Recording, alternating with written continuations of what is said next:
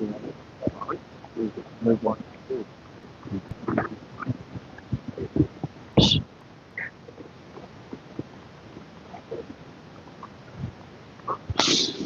Rabotai, I would like to share with you a very special, quick message about this special day, Tu Bishvat. You know, when it comes to Tu Bishvat, we make a whole special day with Berachot, Yehishem, not allowed to fast, right? All this because of what? Because Tu Bishvat is what? Is Rosh Hashanah Leilanot. Is the new year for the trees. What does that mean, Rosh Hashanah Leilanot? So we know that according to Halakha, it's very important to know when is the beginning of the year for the trees, to be able to know from when do you count the 3 years for Orla, also for Trumot and Maasrot, etc. So the day of today is a special day regarding Halakha, mainly Halakha. Which means that if, for example, you planted a tree and the fruits gar chanata, how do you say chanata? The ripe, maybe like the beginning of the flower, right? It started before Rosh Hashanah Leilanot, before Tu Bishvat. So that's whenever you heat Tu Bishvat, it will be considered that already a year has been passed. Then you have another 2 more years for the Surah of Allah, and then the Tarevai. Very good. But Rabotai, since when we do Rosh Hashanah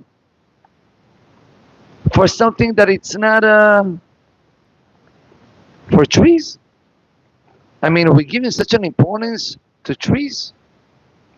Why we don't do Rosh Hashanah to the animals? Why, right? Rosh Hashanah to the cows, to the horses, to the... No.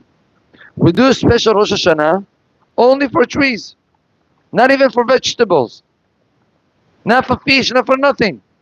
Rosh Hashanah Leilanot, we have only for the trees.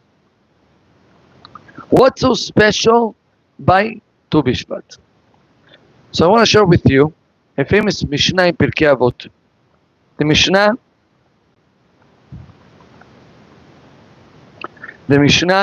is in Pirkei Avot Perek Gimel, Mishnah Yud Zayin. The Mishnah says like this. Listen carefully. Rabbi Elazar ben Azariah Omer, Ko shechokhmato merube mima'asav, lema hu dome. A person who has a lot of knowledge, a lot of chokhmah, but when it comes to actions, he's very weak. I remember many years ago, I was in Israel, and I was sitting in the bus, learning with my Gemara. Next to me, there was an old man, not religious at all. He sits down next to me and he tells me, Bachorchik, what are you learning? Bachorchik is a young boy. What are you learning? So I told him, Masechet Baba Metzia, first perek. So he tells me, which sugya? Which topic? Which sugya are you learning? So I told him the topic. And then he started to ask me questions. Now this guy, not a religious fellow at all, okay?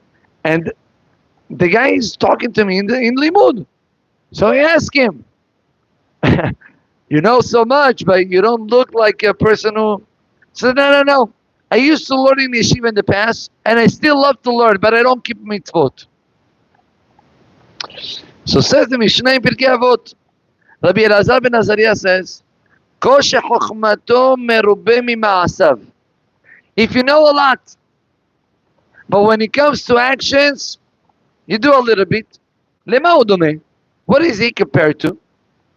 Says Rabbi Elazar ben Azariah, le'ilan, to a tree. She'anafav merubim, that he has a lot of leaves and branches. It's huge. But shorashav mu'atim, but his roots are short, are very little, small amount of roots. והרוח באה, and then there is a wind that comes, strong wind, ועוקרתו והופכתו. He switch him and he take him down. על פניו. But כל שמעשיו מרובים מחוכמתו. But if you do more actions, even though you don't know so much, but when it comes to doing mitzvot, you do a lot. למה הוא דומה? לאילן, for a tree that doesn't have too many branches, but his roots are long and strong. שאפילו כל הרוחות שבעולם באות ונושבות בו. Even if now you have hurricanes coming over, אין מזיזים אותו ממקומו. They're not able to move him. You know something unbelievable? What was the first tree that was found after the Mabul? So Chazal is saying, the Torah says, Noah took at the beginning he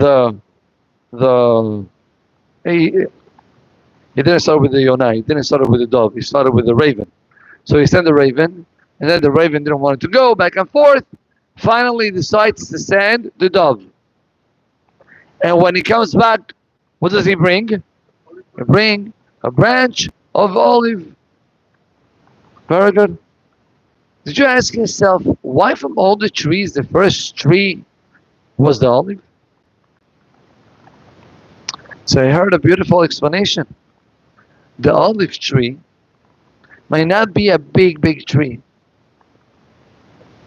but his trunk, it's wide, and his roots are huge. The roots of the olive tree are very deep and very strong. And that's why you can have a lot of winds and rain and all this, but the olive tree will not fall. That's what the Mishnah in Pirkei Avot is teaching us. My dear friends, do you know why we're celebrating Tu B'Shvat? Tu B'Shvat, we don't celebrate any Rosh Hashanah for any other creation besides a tree. Ki Adam Etz HaSadeh, says the Pasuk. Because a human being is compared to the tree. But what's our comparison? How do you look like a tree? I don't look like a tree. Hope not. What is our comparison? Say Chazal, the comparison is that a tree, his main strength depends on his roots. How strong you are in your roots. And what's your roots? The ma'asim that a person does. Not the Torah that he learns, the amount of Torah. And now the amount of knowledge that he knows. I know some people that the rabbi stands up over here and he gives a derasha, and he can be next to me, and I hear him already saying what the rabbi is planning to say. But the guy doesn't fulfill anything. Or if he fulfills mitzvot, You know what's unbelievable? A lot of people, they do teshuvah, and they come with all the strength, all the power. And after a while, they go down. Why do they go down? Because they realize that Judaism, it's mainly about actions. Actions that you may say, come on, every day tefillin. Come on, every day shacharit mincha arvid with the minyan. Every day, being careful with the beracha. Close up an eye. That's the main thing. You know what the Mishnah is teaching us? That a person who is not strong in his fulfillment of mitzvot, as soon as you will have a challenge, you will drop everything off. That's the example. Whenever it will come a very strong wind, what will happen to the tree that doesn't have strong roots? It will fall al panav, on his face. Same thing with us. If we don't fulfill Torah mitzvot strictly, guess what? If chas v'shalom it will be any challenge, we'll drop everything off. I remember I once saw a guy did teshuvah. Rabotai, he was so inspired that after 3 weeks, I saw him black and white. with a hat. So I told him, Habibi, that's not the way. No, Rabbi, for, you don't know me. If I understand that that's the truth, I go till the end. I said, that's not the way, Habibi. It's not the way. No, Rabotai, I found him after a month. A month from then. Kippah, who is talking about Kippah? Taref. Going out to clubs and to bars and to this. Why? Because all these lights and all these enthusiasm doesn't match so easily with Judaism. Judaism is about actions. It's about how much you're ready for the daily basis. I'll tell you this and with this I'll finish. The Gemara brings down machloket. What's the most important pasuk in the whole entire Torah? Give me. Shema Yisrael. All what you guys saying, different rabbis are saying like that. Rabbi, yeah? This rabbi said Shema Yisrael, the other one says whole list of rabbis. There was one rabbi, his name was Ben Pezi, that he stood up and he said, I found the most important pasuk in the whole entire Torah. What is it? את הכבש האחד תעשה בבוקר, ואת הכבש השני תעשה בין הערביים. Then look at the guy, so you couldn't find a better pasuk. Like, what's the connection? That pasuk is talking about Korban Tamid. To do it in the morning and at night. The Gemara said, Halakha ke Ben Pezi. The most important pasuk in the whole entire Torah, את הכבש אחד תעשה בבוקר, את הכבש השני תעשה בין הערביים. The lamb of the morning, you should sacrifice it in the morning, and the other lamb, you should do it in the afternoon. What are you talking about? My dear friends, it's exactly the message that we're talking about. The main job that a Yehudi has, it's not the grandiose mitzvot, and it's not the big names and the big things, and me being famous by bringing 500 people to a shiur. No. That's very important. That's great. But the main thing is, what are you doing every day? How constant you are every single day in your mitzvot. And every day, and every afternoon, and every morning, you don't stop. But might be boring. I get used to it. So listen to this, Mr. Mal, you're going to love this. Why it's so important, those details of every single day. Halas, it's boring. Every morning, let's wake up to the minyan. Every morning, Mechanan Vita, I know already the prayer by heart. What's the point? What a beautiful chidush. The reason is, because when you do great things and you feel inspired, I'm going to say it quietly, it's not sure that you're doing it for God.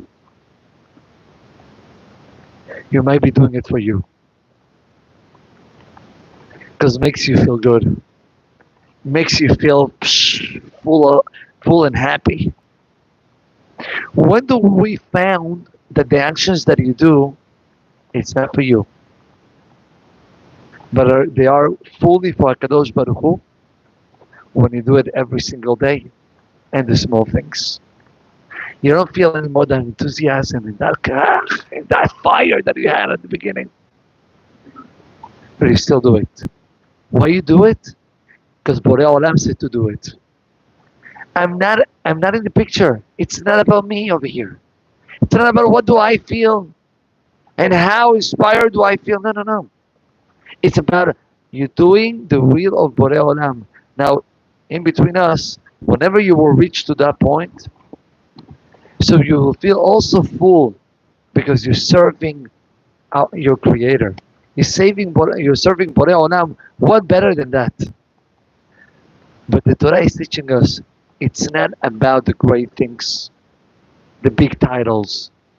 It's about the daily and small details that you do every day. You show who is the real boss. You show that you're serving HaKadosh Baruch Hu. Baruch Adonai לעולם, אמן ואמן. רבי יחנניה בן הקדושה ומנצח הקדוש ברוך הוא, זכות את כניסה לפיכך. ובא להם תורה ומצאת שלהם על אדוני